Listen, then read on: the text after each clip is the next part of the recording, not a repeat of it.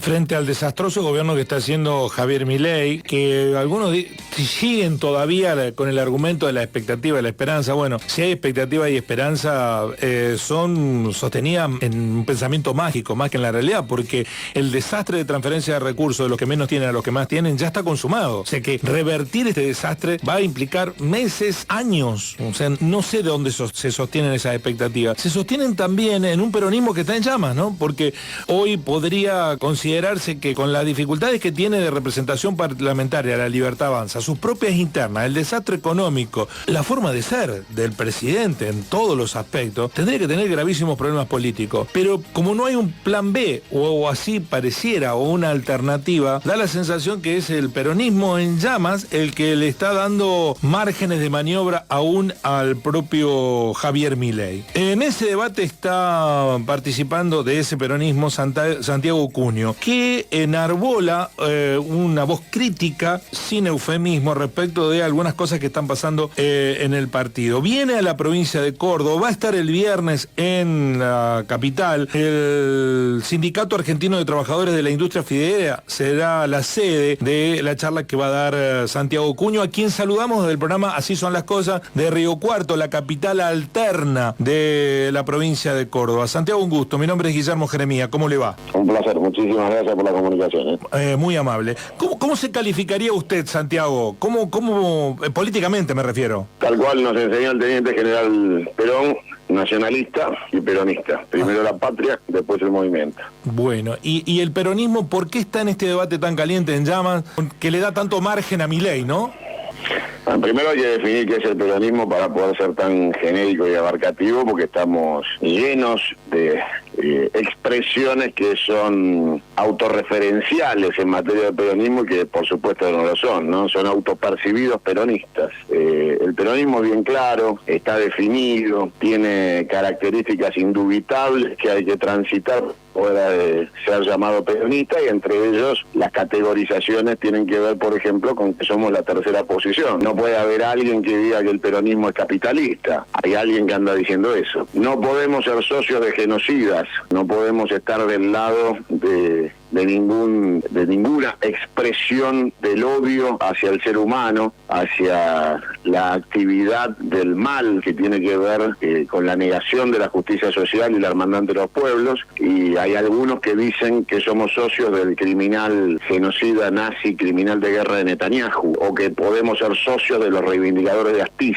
Todas esas cosas no son peronistas, y por eso el gobierno, que debería ya tener un paro general por tiempo indeterminado declarado por la CGT, tiene oxígeno, porque tenemos personajes que circulan en nombre de una doctrina que no sienten y a la cual no quieren. Entre ellos también, por supuesto, una representación sindical fastuosamente alejada de los principios del peronismo, que tienen en sí misma la representación de la patronal y no de los trabajadores. Es difícil de sintetizar, porque ese panperonismo, que a veces es virtud, también es defecto. No concibo en la doctrina de efecto alguno, si no sería peronista.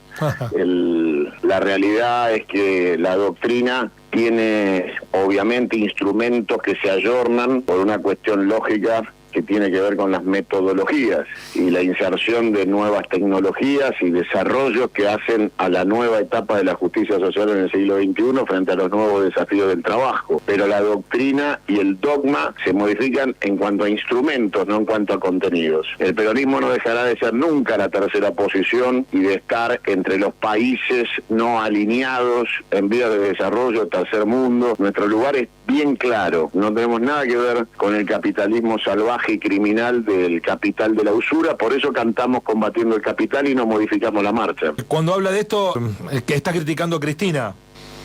Cristina en materia de economía no entiende nada, absolutamente nada, es una ignorante absoluta y total que repite discursos que tienen que ver con su necesidad personal de acomodar cosas que tienen que ver con su valija y su mochila y no la del peronismo ni la cuestión nacional, con lo cual Cristina está en una etapa absolutamente de cuestiones que tienen que ver con su situación personal y familiar, y su presencia le hace profundo daño al peronismo, porque aparte nunca fue peronista. No valora su gestión, la del kirchnerismo cristinista, digamos. Néstor fue peronista, Cristina siempre fue progresista. De hecho, en términos de la interna hasta familiar, que conozco profundamente, la discusión tenía que ver desde la interna de Menem y Cafiero para acá. Siempre pensaron distinto Néstor y Cristina y gobernaron distinto y fueron distintos, y el gran error de Néstor Kirchner fue cederle la presidencia a Cristina Kirchner. Algo de esto dice Moreno, pero usted no concilia con él, porque también está Moreno alentando una alternativa con la vicepresidenta Villarruel, que es progenocidas. Y Guillermo también. Cuando Guillermo dice eso, se transforma en un progenocida, con lo cual no hay ninguna posibilidad de construir nada con Guillermo Moreno mientras diga semejantes pelotudeces y barbaridades. ¿Y con quién sí? En el otro espectro pareciera estar Grabois. ¿Sintetiza algo de eso, Grabois? No, son expresiones. Moreno es un peronista equivocado, Grabois es un cachivache. El futuro del peronismo está en los sub-50, en los intendentes, legisladores, en gobernadores de la calidad del gobernador de La Rioja, está en el sindicalismo combativo que no baja sus banderas y trabaja por la representación de los trabajadores. El peronismo debe olvidarse de ir al basural a revolver para buscar comida. No hay que ir más al anticuario a buscar piezas de colección para ver si le sacamos el polvo, le pasamos un poco de lustre y las ponemos en vidriera. Acá hay que ir a buscar a los pibes jóvenes sub-50 que son el peronismo del siglo XXI y abrirle la cancha, que salgan a jugar. Hay que ser la escaloneta del siglo XXI del peronismo. Basta de probar con los fracasados. Nadie que pasó por las gestiones y nos trajo hasta acá, después del patético gobierno de Alberto y Cristina, que le pavimentaron la llegada a este gobierno de traidores, anglófilos, masones, prosionistas, que llevan a la Argentina a la entrega absoluta y colonial, puede aspirar a hacer conducción para enfrentarlos. Acá hay que abrirle la cancha a los pibes, el peronismo tiene que abrirle camino a la juventud, y hay jóvenes con experiencia por primera vez en muchísimo tiempo, desde la llegada de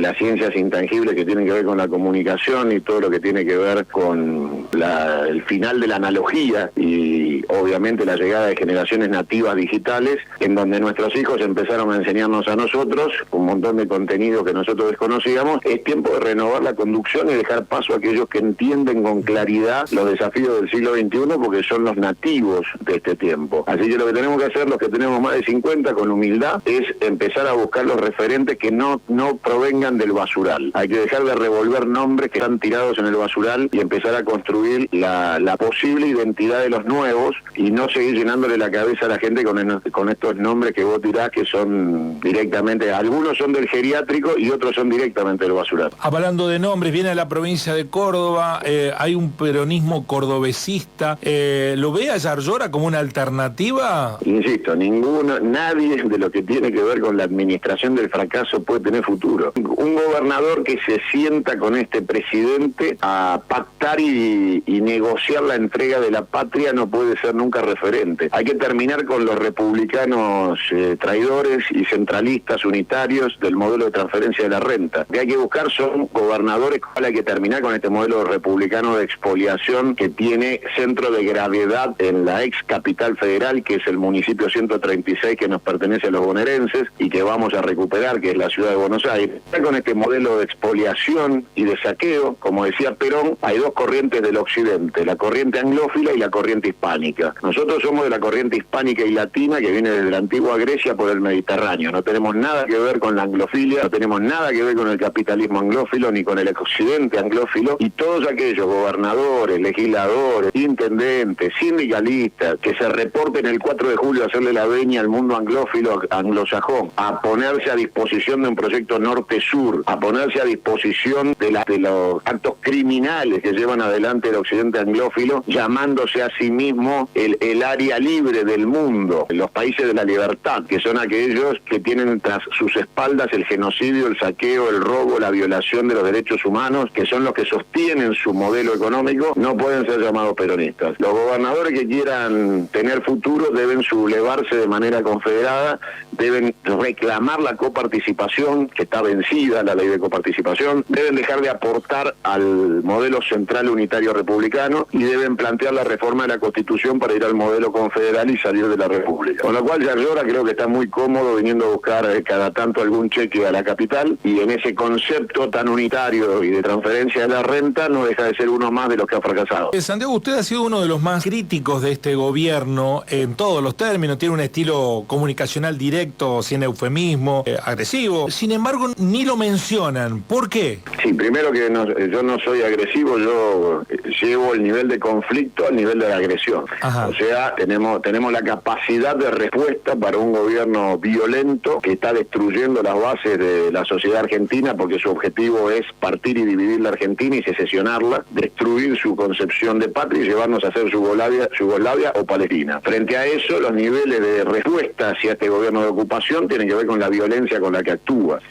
No trato de la misma manera a René Favaloro que al delincuente criminal psiquiátrico que está en la Casa de Gobierno. No responden porque no tienen argumentos y porque el vuelto es más caro que la mercadería y porque tienen miedo de enfrentar a quienes los identifica y los saca a la luz y les arranca las caretas porque no pueden resistir el sol. Por eso la confrontación que llevamos adelante, porque somos los únicos que encabezamos la oposición real a este gobierno, y por eso convocamos a todos los nacionalistas y peronistas de la Argentina bien paridos a constituirse y organizarse en esta lucha contra esto, que es un gobierno que viene a terminar con el saqueo que se inició el 24 de marzo del 76 con Videla y Martínez de Oz, se continuó con Macri, Alzogaray y ahora este gobierno. Hemos dormido con el enemigo. Estos son los herederos del bombardeo a la Plaza de Mayo, que en nombre de la libertad, de aquella revolución libertadora, igual que ahora, fueron capaces de asesinar al pueblo argentino con las armas de la aviación naval de la patria, utilizando por única vez en la historia las armas de una fuerza armada en contra de su propio pueblo, único en la historia de la humanidad. Y estos criminales tienen la sucesión de herencia que los trajo hasta acá por un error del teniente general Perón, que 18 años después de haberlo cometido pediría disculpas, y es que no los mató a todos en el 55 como debería haber hecho. Ahora tenemos a los nietos de aquellos hijos de puta y una situación terrible, agónica y terminal de una patria que está en riesgo, que debemos defender y asumir de inmediato la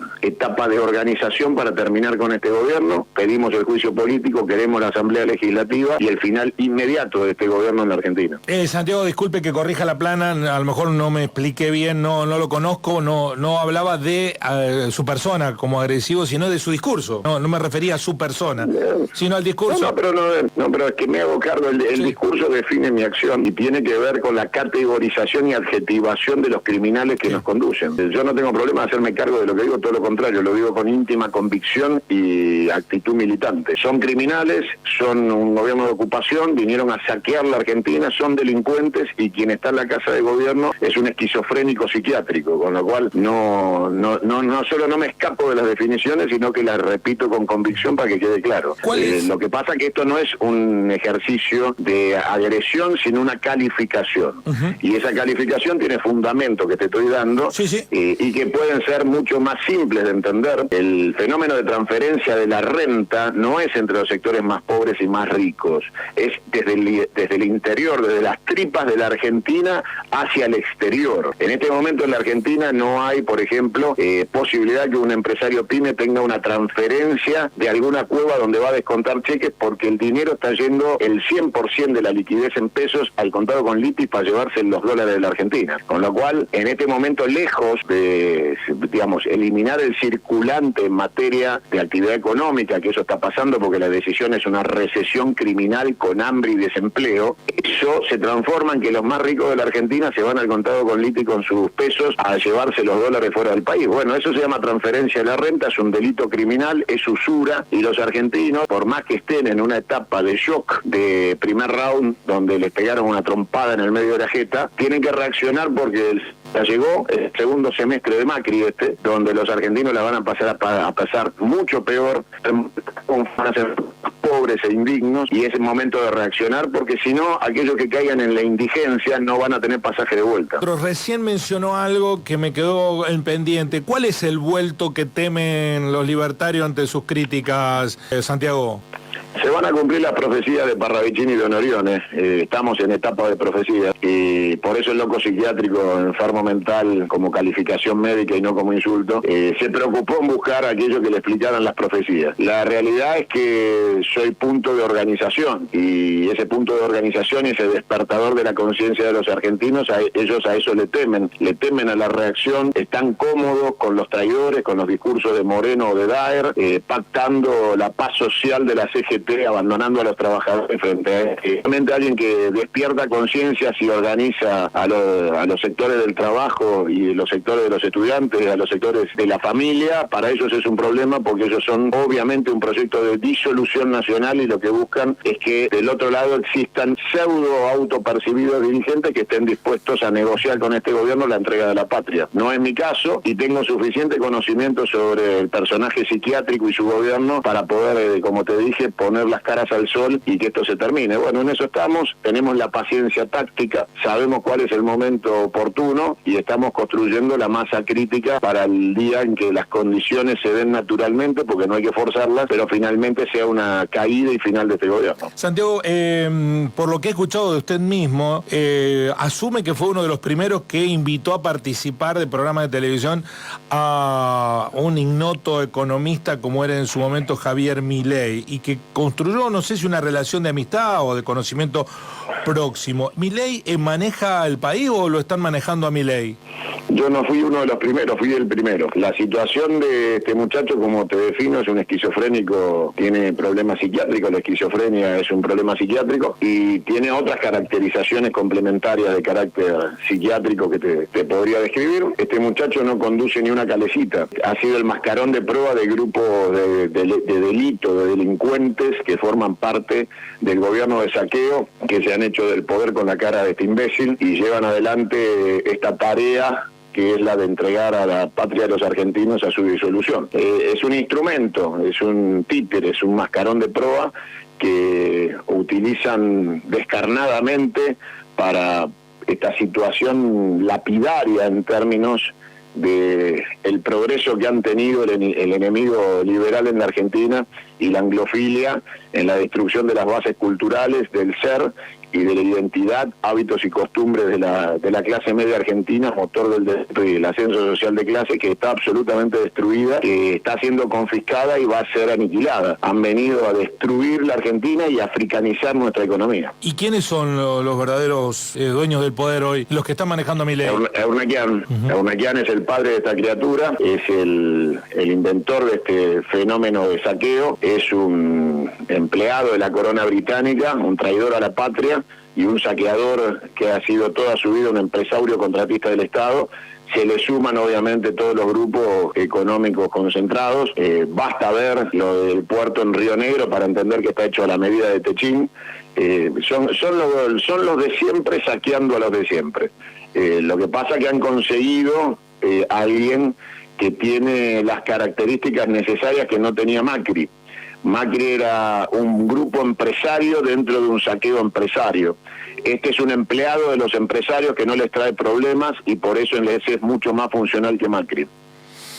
Para finalizar, Santiago, agradeciéndole esta conversación y su tiempo, ¿cómo termina? ¿Cómo ve la historia? Porque la institucionalidad debe ser respetada, ¿pero en qué términos? Mirá, si la institucionalidad hubiera sido respetada en la Revolución Francesa, todavía estaría Luis XVI. Si la Revolución Bolchevique hubiera sido respetuosa de los zares, todavía estarían gobernando. La institucionalidad se termina cuando los pueblos se cansan y ahí ya se ejerce de facto la organización popular. Si resisten atrás de una institucionalidad fantoche como la que tenemos, de una república saqueadora, de un modelo de entrega, de transferencia de la renta y aniquilación de la historia argentina y su clase media, de su factor económico de desarrollo sustentable, si siguen entregando a paso acelerado con un DNU absolutamente anticonstitucional, en una verdadera asociación ilícita de los tres poderes de la República, que son una Corte Suprema integrada por 4 corruptos, de los cuales 2 aceptaron ser nombrados por decreto en tiempos de Macri, después solucionado por el Senado vergonzosamente, pero aceptaron el nombramiento y por hecho tienen inhabilidad moral para ejercer el cargo. Si tenemos un Congreso plagado de traidores que tienen precio servicio, que han entregado a su madre, se han entregado sexualmente a practicarle sexo oral a los intereses y al dinero en valijas que les pagan o las bitcoins que les transfieren, y un poder ejecutivo con un loco psiquiátrico y una apóloga del genocidio, hija de Videla y empleada de Astiz, la sociedad tiene derecho a reaccionar y la institucionalidad será lo de menos. Nosotros proponemos el juicio político y la Asamblea Legislativa como salida institucional e ir a una reforma constitucional que termine con la República y consagre la Confederación Argentina. Los caminos institucionales los proponemos. Sabemos que el pueblo va a reaccionar más temprano que tarde y que obviamente el hambre y la desesperación no leen la Constitución. Mi compañera Mayra le traslada un último interrogante, Santiago. Sí, ¿Cómo no? Santiago, buenos días.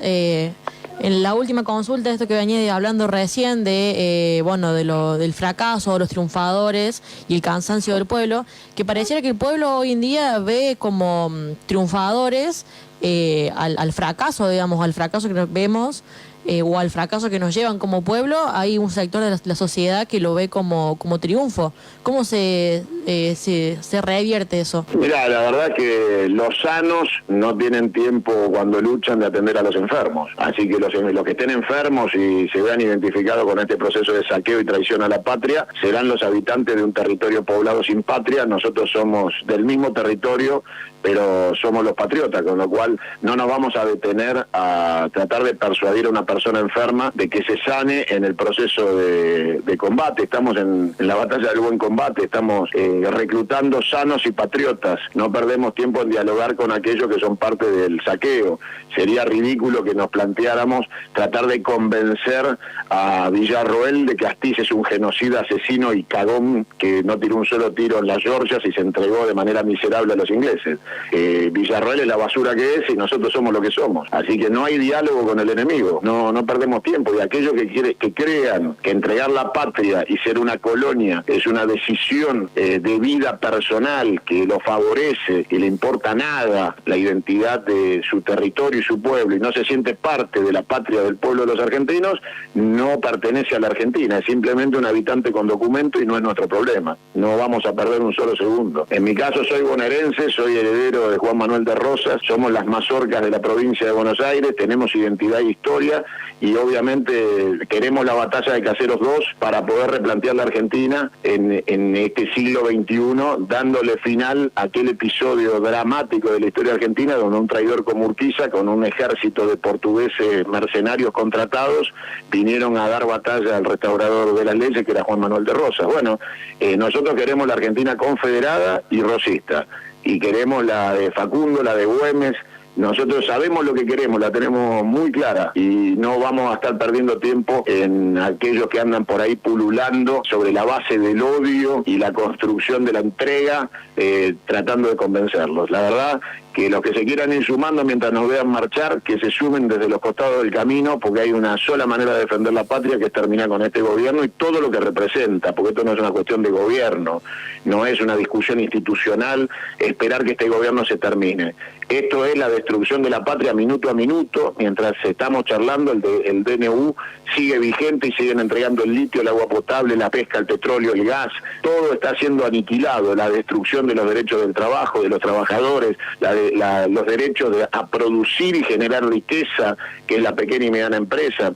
Deberíamos estar discutiendo las nuevas condiciones del trabajo y los nuevos desafíos de la producción, y estamos discutiendo la desaparición del aparato productivo, casi te diría postindustrial, porque nunca llegamos a estar dentro de la revolución industrial como hubiéramos querido con Perón o con Frondizi. Es pérdida de tiempo tratar de convencer a los traidores. Los traidores no son parte de nuestros objetivos, así que aquel que defienda este gobierno está en esa lista y no es nuestro problema.